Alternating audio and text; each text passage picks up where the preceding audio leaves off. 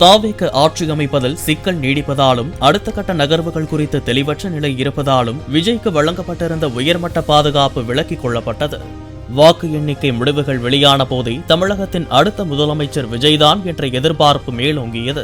இதனைத் தொடர்ந்து ஒரு முதலமைச்சருக்கு வழங்கப்பட வேண்டிய 3 அடுக்கு பாதுகாப்பு விஜய்க்கு வழங்கப்பட்டது.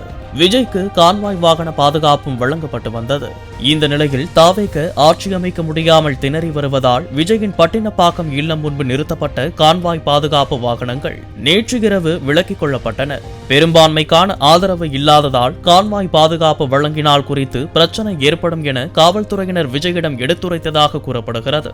இதனைத் தொடர்ந்து அங்கிருந்து தனி காரில் விஜய் நீலாங்கரை இல்லத்திற்கு புறப்பட்டு சென்றார். அதேபோன்று விஜயின் நீலாங்கரை இல்லத்தில் குவிக்கப்பட்டிருந்த நூற்றுக்கணக்கான போலீசாரும் திரும்ப பெறப்பட்டனர்.